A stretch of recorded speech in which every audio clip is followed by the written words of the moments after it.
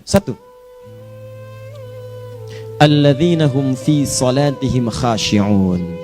Syarat pertama, kalau ingin mendapatkan surga Firdaus tadi dan kebahagiaannya diturunkan ke bumi, dibawa sampai mati, masuk ke alam kubur lebih bahagia lagi, maka amalan pertama untuk melatih menguatkan iman itu, coba berlatih untuk menunaikan sholat dengan khusyuk. Kalau Anda kerjakan benar sholat ini, maka apa yang Anda dapatkan? Teman-teman ingat betul, saya mau tanya sebentar. Keabadian yang abadi disebut dengan sa'id. Kalau kita ingin turunkan ke dunia percikannya kita dapatkan, usahanya disebut dengan apa?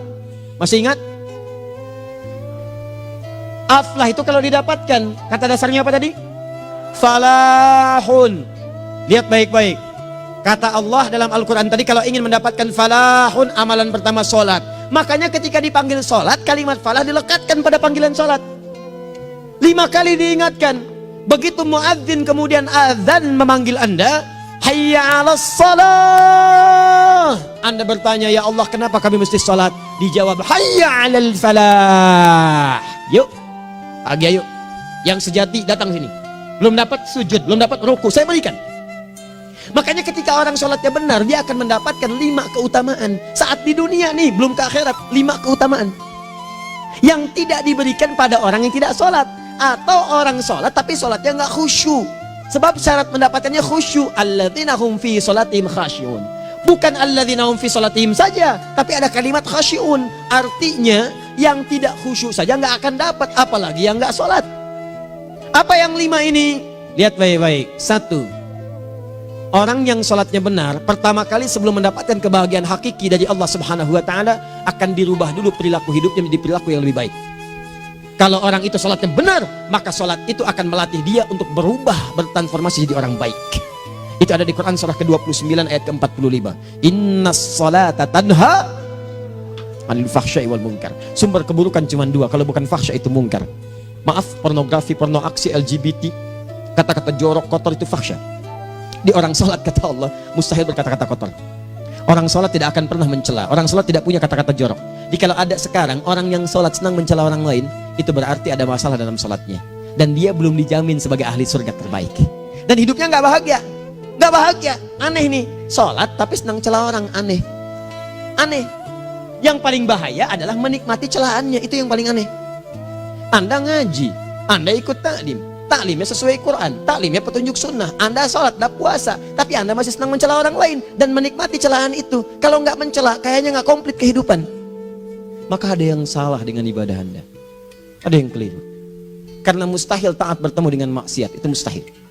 Mungkar, keburukan yang diingkari oleh hati, sumbernya nafsu perut dengan akal. Bohong, mencuri, menipu, membunuh, merampok, membegal, mabuk dan sebagainya.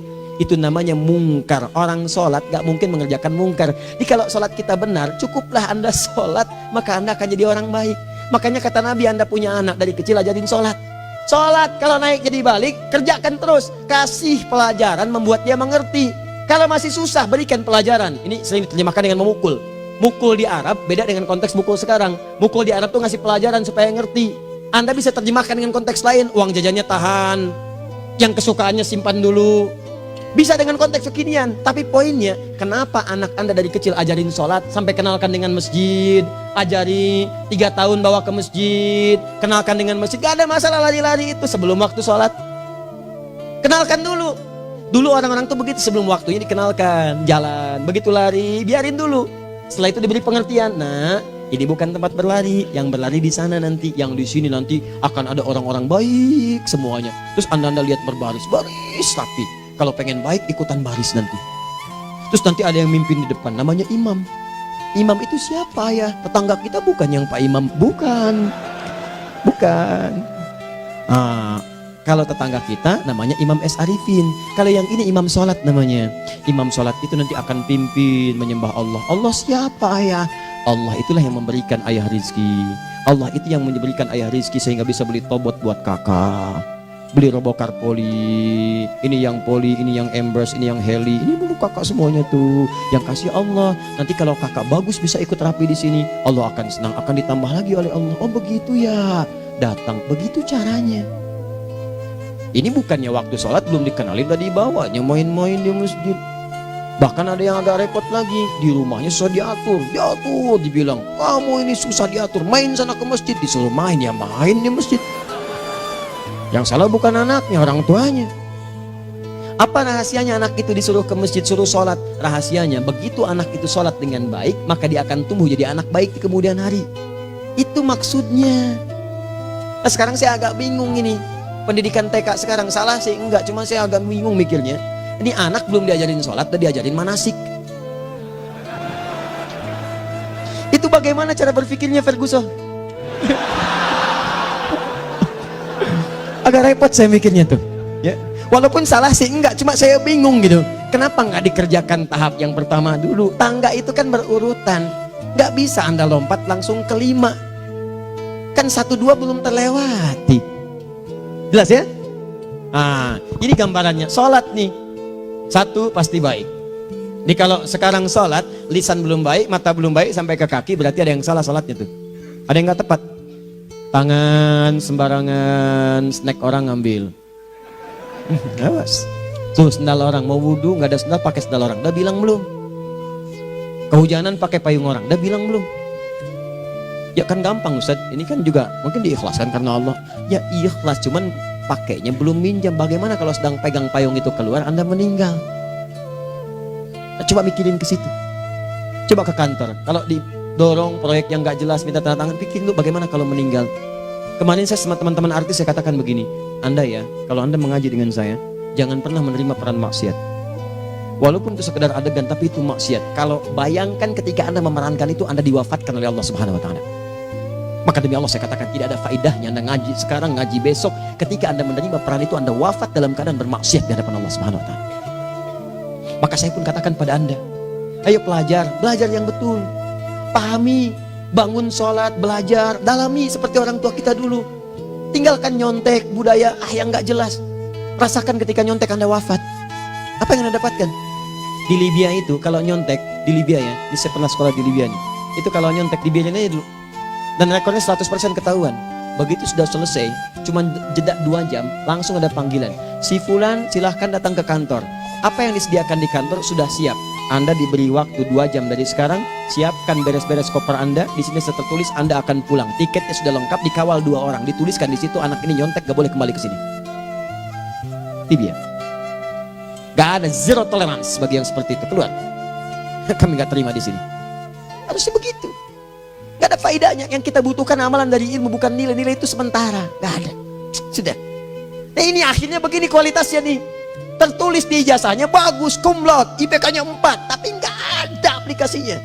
Yang pintar banyak, kita butuh yang baik, pintar yang baik. Sekarang yang pintar banyak, kepintarannya dipakai untuk nipu orang. Itu yang bahaya. Ahli hukum banyak yang dihukum. Ahli ekonomi tidak bisa mengangkat perekonomian. Apa yang salah? Apa yang salah? Ini yang jadi persoalan. Tapi dasar manusia begitu di sidang mulai pakai peci, pakai baju koko, pakai tasbih, ada yang pakai kerudung. Luar biasa. Nih, 2. Orang kalau sholatnya benar, Allah akan berikan ketenangan dalam jiwanya. Tenang hatinya. Jangankan musibah kecil, musibah paling besar pun tenang aja dia. Tenang, dia paham rumusnya. Allahu Akbar. Turun Quran. Surah ke-13 ayat ke-28. Ala bidzikrillahi tatmainnul. Yakinkan pada dirimu, zikir kepada Allah membuat hati tenang. Di antara turunan zikir amalannya adalah sholat. Dari mana taunya? Quran surah ke-20 ayat ke-14. Innani anallahu la ilaha illa ana fa'budni wa aqimis salata lidzikri. Saya Allah, kata Allah ke Nabi Musa. Tidak ada Tuhan selain saya, sembah saya. Bagaimana menyembahmu ya Allah?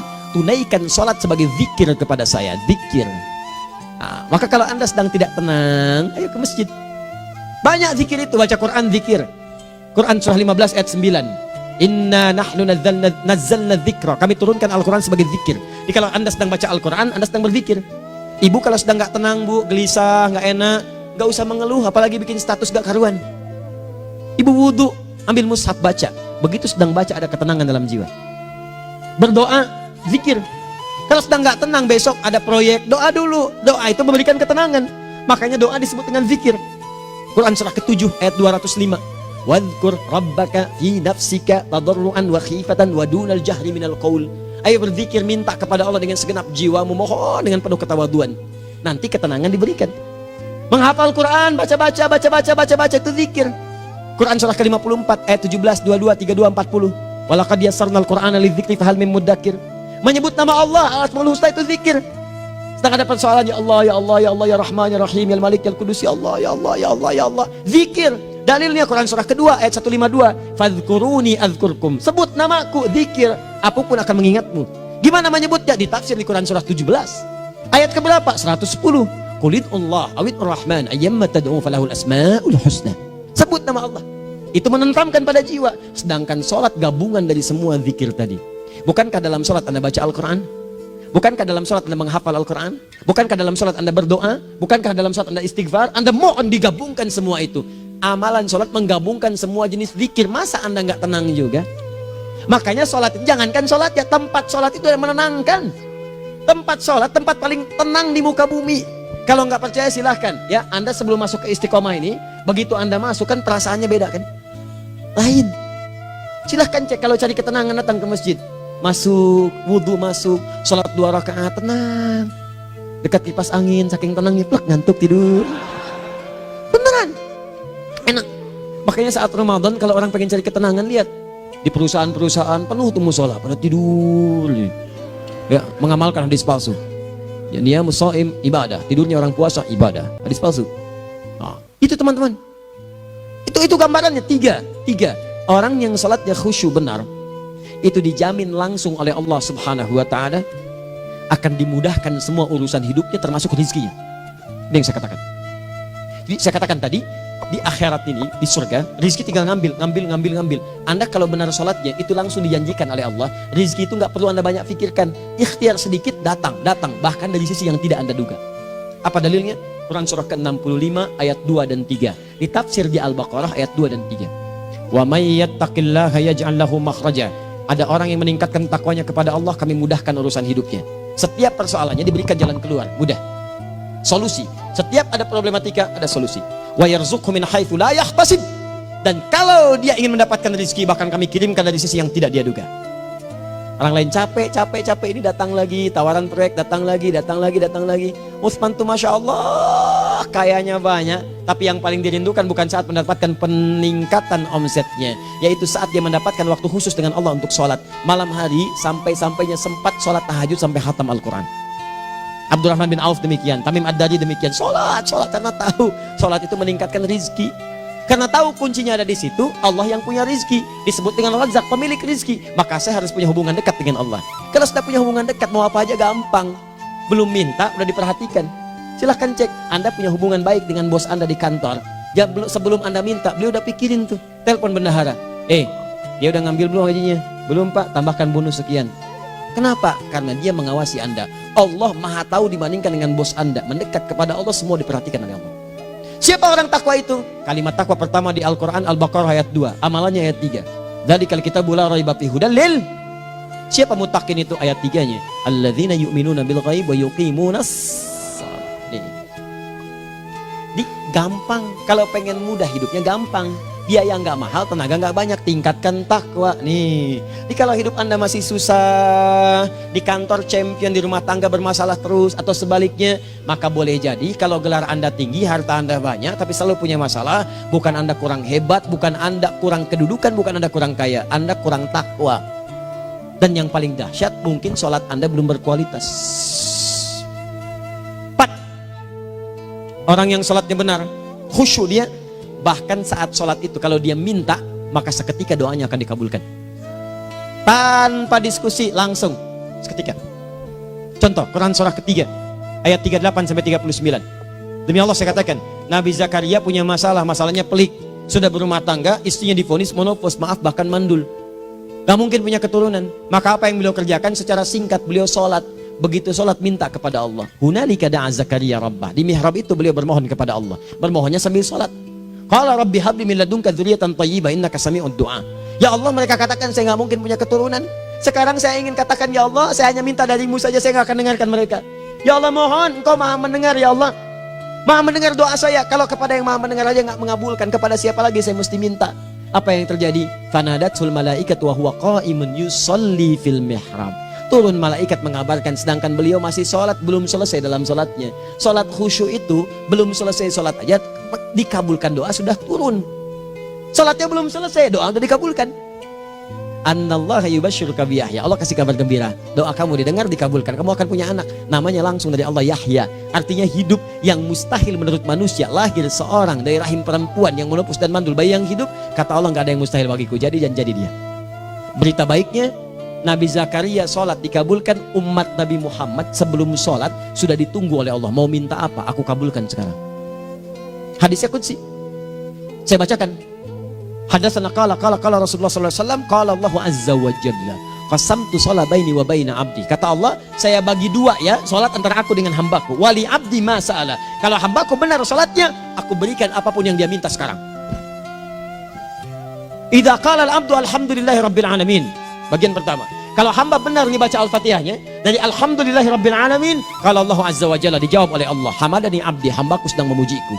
Wa idza qala ar-rahmanir rahim, jika hambaku berkata ar-rahmanir rahim, qala Allah azza wa jalla asna alayya abdi, hambaku sedang menyanjungku. Wa idza qala maliki yaumiddin, qala Allah azza wa jalla majjadani abdi, kalau hambaku mengatakan maliki yaumiddin, kata Allah hambaku sedang mengagungkanku. Perhatikan sekarang. Wa idza qala al-abdu iyyaka na'budu wa iyyaka nasta'in, jika hambaku berkata sekarang, ya Allah, kami sekarang ibadah, salat menyembahmu, dan kami sekarang sedang punya masalah, kami hanya minta tolong kepadamu ya Rabb. Apa jawabannya? Beda dengan sebelumnya. Kata Allah, hadza baini wa baina abdi, inilah perjanjian antara aku dengan hambaku. Wali abdi, kalau hambaku benar khusyuk salatnya sampai detik ini, baru sampai Al-Fatihah itu pun belum tuntas. Baru sampai Al-Fatihah itu pun belum tuntas. Kalau benar bacaannya betul, salatnya dari takbir sampai dengan selesainya, sampai ayat itu, iyyaka na'budu wa iyyaka nasta'in, kata Allah, masalah apapun yang dia minta sekarang, aku akan kabulkan. Besok saya kasih rahasia. Yuk, yang di KBP ada awal pembuka di awal sebelum Al-Fatihah yang kalau Anda benar bacanya itu pengantar kepada pengabulan doa di Al-Fatihah. Apa itu? Besok. 5. Yang kelima ini yang paling diharapkan, dan ini penutup dalam kajian kita malam ini. Teman-teman sekalian, perhatikan baik-baik. Jika Anda benar mengerjakannya, maka Allah akan jamin langsung Anda akan mendapatkan kesuksesan dan kebahagiaan di semua aktivitas Anda. Kalau jadi suami, suami yang sukses, rumah tangga yang bahagia. Kalau jadi pegawai, pegawai yang sukses, dan di kantor bahagia. Masih ingat? Kesuksesan yang menghadirkan kebahagiaan, konteksnya dunia disebut dengan falah, dipegang disebut dengan aflah. Dikembalikan lagi ke atas, ke surah ke-23 ayat 1 dan 2. Qad aflahal mu'minun. Apa amalannya? Alladzina hum fi salatihim khashi'un. Persoalannya, kalau Anda salat belum mendapatkan satu di antara 5 ini, apa masalahnya? Pertama masalahnya, kata Al-Quran, boleh jadi yang salat itu belum khusyuk. Apa itu khusyuk? 2 maknanya, dan saya tutup di sini. Apa yang 2 itu? 1, kebanyakan orang salat masih membawa dunia dalam salatnya. Makanya kalau pengen khusyuk, kata Allah, maka Anda rasakan akan bertemu Allah. Rumusnya Quran surah kedua ayat 45 sampai 46. Rasakan secara singkat, mungkin itu sholat terakhir yang Anda akan kerjakan dalam kehidupan. Mungkin di sholat itu Anda wafat. Kata Allah, alladzina yadhunnuna annahum mulaqu rabbihim. Orang khusyuk itu sudah kelihatan dari sebelum sholat, dia sudah merasa persiapan menghadap Allah. Persiapan ke manusia aja, dia sudah siap-siap, mandi dulu, ganti pakaian, pakai parfum, macam-macam dan sebagainya, hanya memenuhi undangan manusia. Allah mengundang Anda 5 kali dalam sehari. Ya maaf, mengabulkan doa Anda, mencukupkan kebutuhan, menyembuhkan kalau sakit, disiapkan Anda. Harusnya apa? Penampilan sempurna. Kata Quran, orang khusyuk itu kelihatan sebelum sholat, pakaiannya kelihatan. Quran surah 7 ayat 31, ya bani Adam khudhu zinatakum inda kulli masjid. Hai anak cucu Adam, kalau tiba panggilan dari masjid, kenakan pakaian terbaikmu. Di anak cucu Adam tuh kelihatan. Kalau orang khusyuk begitu azan kelihatan pakaiannya lain. Pakaiannya indah. Khudhu zinatakum, kenakan pakaian terbaikmu. Dipakai, bertemu Allah. Bertemu manusia aja pakaian bagus-bagus. Ini aneh ya, ada orang salah ibadah aja. Orang salah ibadah pakaiannya bagus-bagus. Lihat di hari-hari tertentu, besok tuh orang mau ke tempat masing-masing tuh. Ada yang pakai jas, pakai dasi, pakai batik, pakai kebaya, anaknya dibawa, dikuncir 2, bawa manisan macam-macam. Mau salah ibadah aja, tampilan bagus. Masa antum yang benar ibadahnya nggak bagus? Bedakan pakaian futsal, pakaian sholat ganti dengan yang sholat. Ini gimana pakaian sholat pakai pakaian futsal? Depannya gambar Messi, belakang Ronaldo. Repot. Malaikatnya juga bilang, kamu salah baju, harusnya Luka Modric.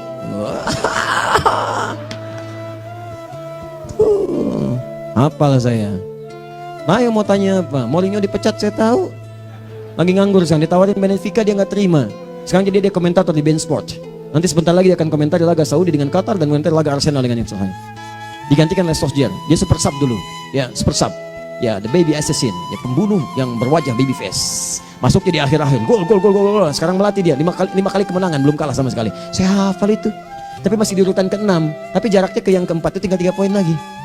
Hafal saya. Liverpool tahu cuma 4 poin sekarang bedanya, kemarin 7 kalah 2-1 sama Manchester City. Walaupun banyak analisis yang menyebutkan mungkin itu diberikan saja gitu kan, karena ada yang lain-lain.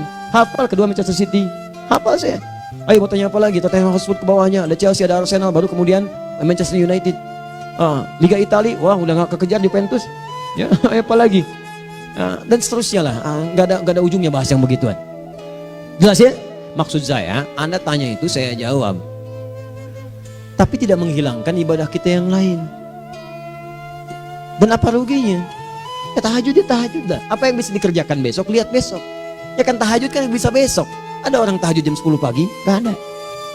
Lebih baik Anda kerjakan malam tahajud. Yang tidak bisa dilihat malam bisa dilihat besok. Cara berpikirnya bagaimana kalau besok meninggal? Gak kesampaian teman-teman sekalian. Gak kesampaian. Nah maka dari itu, Anda kalau mau ada panggilan sholat, siap-siap baju yang bagus. Itu sempurnakan. Anda panggilan orang mandi, panggilan Allah, buka Quran surah 5 ayat 6, sempurnakan wudu. Ya ayyuhalladzina amanu idza qumtum ila shalah faghsilu wujuhakum. Wudu yang baik. Berpakaian yang rapi. Kenapa? Karena boleh jadi saat dipanggil Anda wafat saat itu.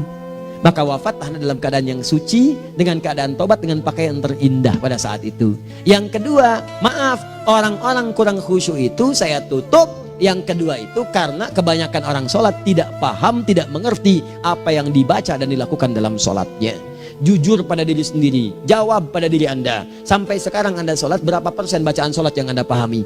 Jangan-jangan selama ini Anda sholat ribuan kali sujud, ribuan kali ruku. Gak ada yang paham yang dibaca. Sekian persen yang paham, bagaimana sholat Anda bisa khusyuk? Pekerjaan Anda dipahami, urusan akhirat Anda gak dipahami. Di mana cara berpikirnya? Aku yang bagaimana atau engkau yang harus bagaimana? Ya, coba berubah. Nah ini baru satu amalan, belum yang lainnya. Ada 5 amalan lagi yang kalau kita bisa turunkan itu, selain salat yang khusyuk, maka jaminan tadi akan datang. Baru salat khusyuk aja 5 datang, apalagi ditambah dengan 5 amalan lainnya lagi. Demi Allah saya katakan, dunia kecil sekali, gak ada nilainya. Akhirat aja enak, nikmat. Saya ketemu Ustaz Arifin beberapa waktu lalu, dan kita doakan semoga Allah berikan kesembuhan, kesehatan. Saya datang, biasa kita adamin berdoa, duduk. Bang istirahat, bang butuh istirahat, umat udah nunggu. Dah gak usah mikir yang lain, karena beliau cerita masjid, cerita zikro, cerita mana. Ya insya Allah, nitipin ini, nitipin itu dan seterusnya. Dan yang paling indah adalah, bang kita saling panggil weekend. Nikmat, gak ada yang senikmat ini. Zikir, Allah, doa.